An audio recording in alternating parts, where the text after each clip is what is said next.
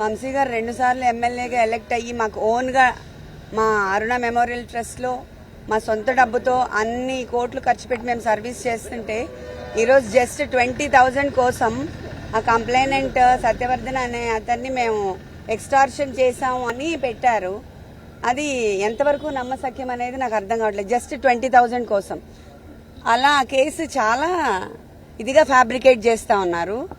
ఆ అబ్బాయి మీద ప్రెషర్ తీసుకొచ్చి మనము 20,000 కోసం ఆ అబ్బాయిని అబ్డక్ట్ చేశామని అలా చాలా డిఫరెంట్గా ఫాల్స్ అలిగేషన్స్ ఫ్యాబ్రికేట్ చేసేస్తా ఉన్నారు. అండ్ మనము ఇక్కడ పోలీస్ థ్రెట్ ఉంది, ఫిజికల్ థ్రెట్ ఉంది, అవన్నీ మనం చెప్పాము. ఇక్కడ వంశీ గారికి ఆ టెయిల్ బోన్ ఫ్రాక్చర్ ఉంది, అందరికీ తెలుసు. కొన్ని బ్రీదింగ్ ఇష్యూస్ అవన్నీ ఉన్నాయి.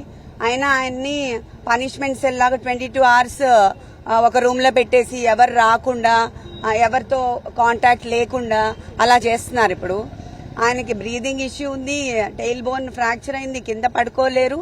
బట్ కావాలనే వాళ్ళు ఇట్లా పనిష్మెంట్ సెల్లో పెట్టి చాలా ఫిజికల్ గా they are making him suffer అన్నమాట. సో ఇది ఎంతవరకు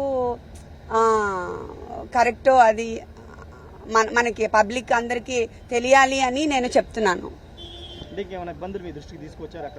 ఇది ఫుడ్ అంతా ప్రయారిటైజ్ చేయట్లేదు. మన హెల్త్ ఒకటే మేము చాలా ఇంపార్టెంట్ గా చూసుకుంటున్నాము.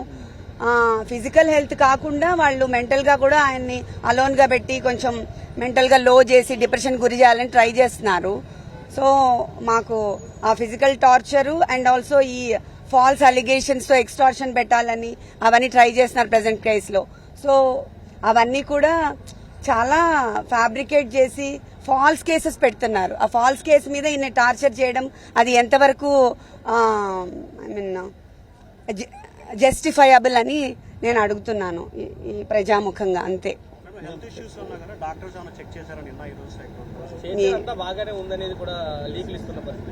బాగానే ఉంది అంటే ఆయనకి టెయిల్ బోన్ ఫ్రాక్చర్ అయింది. కొన్ని ఇయర్స్ క్రితం. ఆయన కింద అసలు కూర్చోకూడదు, పడుకోకూడదు అవన్నీ. కానీ ఇప్పుడు కింద పడుకుంటున్నారు కదా 2 రోజుల నుంచి మరి. సో అందుకని ఆ పెయిన్ అగ్రవేట్ అయిపోయింది. అండ్ ఆయన్ని ఒకటే రూమ్ లో పనిష్మెంట్ సెల్ లాగా అంటే మనం ఇంకా ఏమీ అసలు మన మీద అలిగేషన్ ఇంకా ప్రూవే అవ్వలేదు.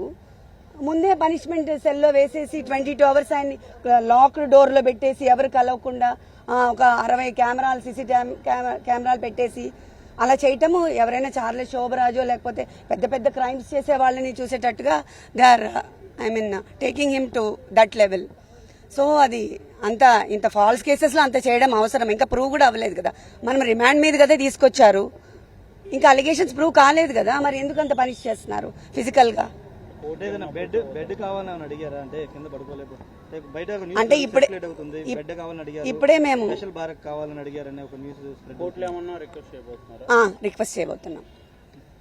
రిక్వెస్ట్ చేయబోతున్నాం మేము అది ఇప్పుడే. ఎందుకంటే ఆయన కింద పడుకోలేరు, కింద నుంచి లేవాలి ప్రతిసారి.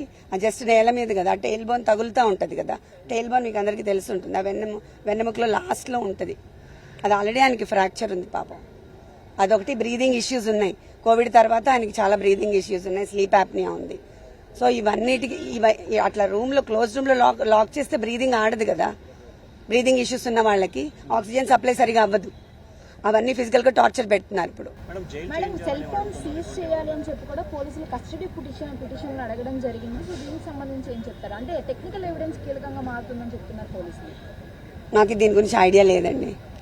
సత్యవర్ధన్ అరెస్ట్ చేసి రద్దు తీసుకున్నారు, స్టేషన్ లోనే ఉంచారు. ఇప్పటికి వచ్చి ఎక్కడ మెజిస్ట్రేట్ ముందు కూడా ఆధారపరచలేదు. ఎలా చూస్తారు దాన్ని? అంటే ఆయన్నే కిడ్నాప్ చేశారనేది కదా కేసు. అదే కదా చెప్తున్నాను. సత్యవర్ధన్ ని మేము ఎందుకు కిడ్నాప్ చేశామంటే 20,000 కోసం అంట. అది అసలు ఏమైనా నమ్మశక్యంగా ఉందా? 2 సార్లు ఎమ్మెల్యేగా చేసి మాకు ట్రస్ట్ ఉంది, ఎన్ని కోట్లు ఖర్చు పెట్టాం, ఎంత సర్వీస్ చేసామే, 20,000 కోసం చేస్తామా? అదంతా ఫాల్స్ కదా. దాన్నే ఫ్యాబ్రికేట్ చేసి ఇప్పుడు ఎక్స్టార్షన్ కింద చేస్తున్నారు. ఎందుకు సత్యవర్ధన్ మెజిస్ట్రేట్ ముందు ఆధారపరచట్లేదు 2 రోజులు బట్టి పోలీసులు? అదే ఎందుకు చేయలేదు అనుకోవడానికి ఏముంది, వెరీ మచ్ ఎవిడెంట్ కదండి. ఎక్స్టార్షన్ కేసు ఫైల్ చేయడానికి వాళ్ళు అన్ని విధాలా ట్రై చేస్తున్నారు. సత్యవర్ధన్ ఒప్పుకోవట్లేదు అని తెలుస్తుంది కదా మరి. లేకపోతే వాళ్ళు సబ్మిట్ చేస్తారు కదా మెజిస్ట్రేట్ దగ్గర. దాంట్లో ఇంకా అనుకోవడానికి ఏం లేదు కదా. This is very straight. అవును, అది కూడా మేము సబ్మిట్ చేస్తున్నాం ఇప్పుడు పిటిషన్. అవును. అవును, ఇంత ఫిజికల్గా అసలు ఏమీ లేకుండా, కేర్సే లేకుండా అలా సఫర్ చేస్తున్న ఫిజికల్ థ్రెట్ ఉంది కదా మరి. తెలియకుండా ఆయన్ని పెయిన్ఫుల్గా చేసి అందరి నుంచి వేరు చేసి 22 అవర్స్ అదేంటి ఐసోలేట్ చేసి ఒకటే రూమ్లో పడేయడం అనేది ఎట్లయినా ఎలా ఉంటాం మనం అంతసేపు? ఆయన అంత పబ్లిక్లో ఉండే మనిషి. 60 కెమెరాలు పెట్టారు మేడం, 60 సీసీ కెమెరాలు పెట్టారు. చాలా సీసీ కెమెరాలు పెట్టారని విన్నాను నేను. I don't know, I'm sorry. అదే చెప్పారు, మెంటల్గా బాగానే ఉన్నారు, ఆయన స్ట్రాంగ్ ఉన్నారు. ఆ టైల్ బోన్ పెయిన్ నేను కింద పడుకోలేకపోతున్నాను. అండ్ ఆల్సో ఐసోలేట్ చేసిన 22 అవర్స్ లాక్ చేసేసి నాకు బ్రీదింగ్ ప్రాబ్లంగా ఉందని చెప్తున్నారు. నో నో నో నో, నాకు ఐ మీన్ ఆ వివాంటాలో అండ్ నోవటెల్లో కంప్లీట్గా నిన్న ఆక్యుపైడ్ అంట. సో దట్స్ వై అదొకటి ఖాళీ ఉంటే నేను వెళ్ళాను. కానీ అసలు వాళ్ళు వస్తారని కూడా నాకు తెలీదు. I'm not aware of all this. Jail అధికారులు చెప్తూ అన్ని ఫెసిలిటీస్ బాగానే ఉన్నాయి, ఎక్కడ ఇబ్బందులు ఏం లేవు, డాక్టర్లు కూడా అబ్జర్వేషన్లో ఉన్నారు. వాళ్ళు చెప్పింది నమ్ముతారా, వంశీ గారు చెప్పింది నమ్ముతారా మీరు? కాదు మేడం, ఇంకా చాలా కేసులు రెడీ చేస్తున్నారు. అవును, చేస్తారు కదా. చెప్పాను కదా ఇప్పుడు. అప్పుడు ఇది ఎక్స్టార్షనే పెద్ద ఫేక్. ఇంకా ఇంతవరకు ప్రూవ్ చెయ్యలేదు. కేసులు పెట్టడానికి ట్రై చేస్తున్నారు, ఇంకా ఏం ప్రూవ్ కాలేదు. కానీ ఇంత ఫిజికల్ టార్చర్ గురి చేస్తున్నారు, ఫిజికల్ అండ్ మెంటల్. జగన్ గారు మీకు ఏమైనా ఫోన్ చేశారా? పార్టీ సపోర్ట్ మీకు ఎంతవరకు ఉంది? పార్టీ సపోర్ట్ చాలా ఉంది నాకు.